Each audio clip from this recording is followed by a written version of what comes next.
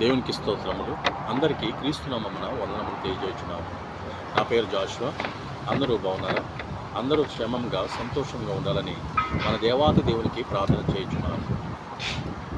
2025 సంవత్సరము ఫిబ్రవరి నెల 5వ దినమున దేవుడు మనకు అందించిన పరిశుద్ధమైన వాక్యం అదేమనగా యోహాను సువార్త 16వ అధ్యాయము 20వ వచనము ఇలా రాయబడి ఉన్నది.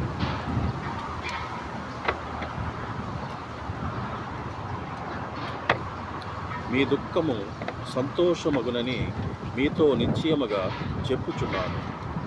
అవును, మన దుఃఖములు అవ్వాలంటే మనము ఎల్లవెల్ల దేవునికి ప్రార్థన చేయాలి. మనకు ఎటువంటి శోధన రాకుండా, ఎటువంటి అవమానము రాకుండా మన దేవాతి దేవుడు మనల్ని ఎల్లవేళలా కాపాడుతాడు.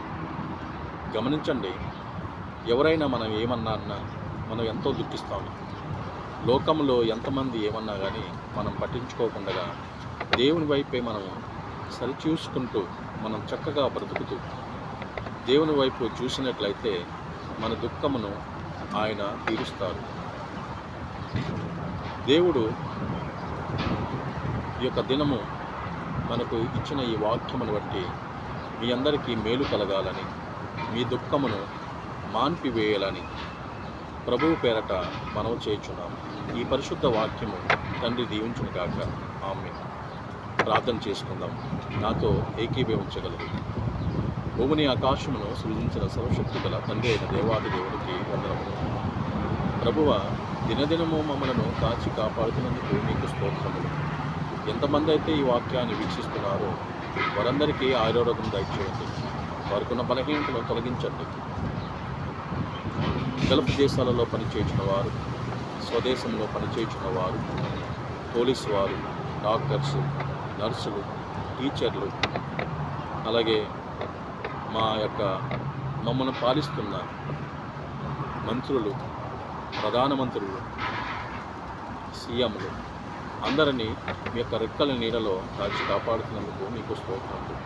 తండ్రి, మా యొక్క బలహీనతల నుండి బలమును దయచేసి మాకు శక్తిని ఇస్తున్నందుకు మీకు స్తోత్రములు. మా దుఃఖ దినములు అవ్వాలని మేము కోరుకుంటున్నాము. నాయన, మీరే మాకు తోడుగా నీడగా ఉండి మా యొక్క శోధన నీటిని, మా దుఃఖములను తొలగిస్తారని ప్రభా, మీ యొక్క పరలోక రాజ్యంలో మేము మీతో ఆడుకోవడానికి, మీతో మాట్లాడడానికి, మీతో గడపడానికి అటువంటి ధన్యతను మాకు దయచేయండి. ఎంతమంది అయితే నా సోదరులు, నా సోదరీమణులు శోధనలో ఉన్నారో వారి శోధన నుంచి తొలగించండి. వారి పనుల్లో కావాల్సిన శక్తిని దయచేయండి. గల్ఫ్ దేశాలలో ఎంతోమంది తల్లులు పని చేయుచున్నారు. వారికి ఇంట్లో యజమానులు ఎంతో బాధలు పెట్టినా కానీ, అన్నం పెట్టకపోయినా కానీ, ఎంతో విసిగిస్తున్నా కానీ వారు శ్రమతో, వాళ్ళు ఓర్పుతో పని చేయుచున్నారు. వారి శ్రమను గుర్తించండి. వారి యజమానులను మనసును మార్చండి. ప్రభా, డ్రైవింగ్ చేసిన బిడ్డలు, అలాగే నేను కూడా ఈ యొక్క దేశమును వచ్చి ఉన్నాను. ప్రభా, డ్రైవింగ్ చేయించినప్పుడు మాకు తోడుగా ఉండండి, మాకు నీడగా ఉంటారని.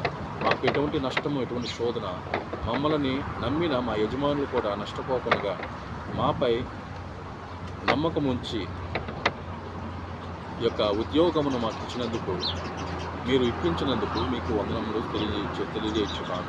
ప్రభువ, ఈ దినమంతయు మా వల్ల ఎటువంటి నష్టము, ఎటువంటి శోధన, ఎటువంటి ప్రమాదము ఎవరికి కలగకుండా, ఎవరి వల్లనూ ఎటువంటి ప్రమాదము మాకు కలగకుండా, బిడ్డలను, అలాగే వారి కుమారులను, వారి కుమార్తెలను, వారు దేశంలో ఉన్న వారి సంఘాలను, వారి సంఘస్థులను అందరినీ ప్రేమతో కాపాడండి.